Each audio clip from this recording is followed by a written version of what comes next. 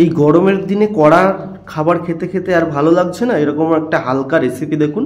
এখানে প্রথমে নিয়েছি আমি, দেখুন, কই মাছ, এখানে জ্যান্ত কই মাছ নিয়েছি, সেই সঙ্গে নেব ঝিঙে। আজকে কই মাছ এবং ঝিঙের পাতলা ঝোলের একটা রেসিপি। খুবই দারুণ রান্নাটা হয়েছে, আপনারা দেখুন, একদম লাইট রান্না। গরমকালে এরকম রান্না খেলে কোনো রকম অসুবিধা বা পেটের গন্ডগোল কিছুই হওয়ার ভয় নেই। তারপরে এখানে দেখুন যে কই মাছটা নিয়েছিলাম, মাছটা পরিষ্কার করে নিয়েছি। এখন কই মাছটা ভেজে নেওয়ার জন্যে প্রথমে দিচ্ছি আমি স্বাদ মতো একটু লবণ মাছে, তারপরে দেব একটু হলুদ গুঁড়ো, এবং এই লবণ হলুদ দেওয়ার পরে মাছটাকে খুব সুন্দর করে আমি ম্যারিনেট করে 5 মিনিটের জন্য রেখে দেব।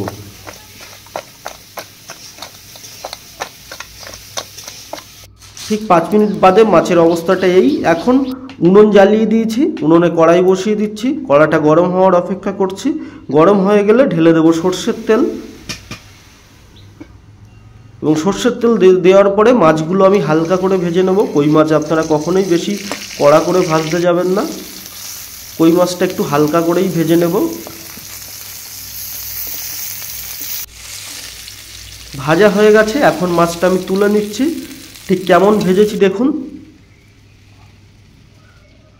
তারপরে ওই তেলের মধ্যে আরেকটু তেল দিয়ে দিচ্ছি আমি, সামান্য একটু তেল দেব, এবং গোটা জিরের ফোড়ন দেব। আপনারা গোটা জিরের জায়গায় এখানে কালো জিরেও দিতে পারেন।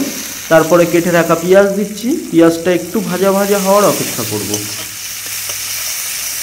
পেঁয়াজটা হালকা ভাজা ভাজা হয়ে এলে এখানে ঢেলে দেব আমি ঝিঙে, সেই সঙ্গে আমি ঝিঙের সঙ্গে একটু আলু নিয়েছি, এবং ঝিঙেটা ঢেলে দেওয়ার পরে ঝিঙেটা একটু নেড়ে চেড়ে নেব হালকা করে প্রথমে।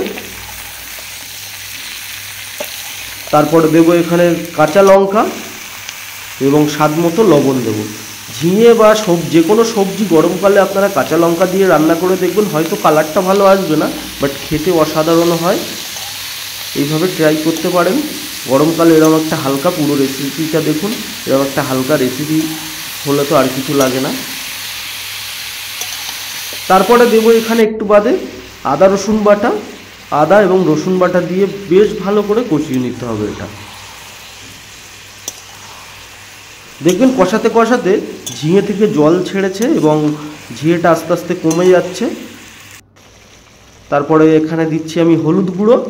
হলুদ গুঁড়োটা দেওয়ার পরে বেশ কিছুক্ষণ আমি এটা আবারও কষিয়ে নেব। একটু মাখা মাখা মতো হয়ে এলে তারপরে আমি এখানে জল অ্যাড করব।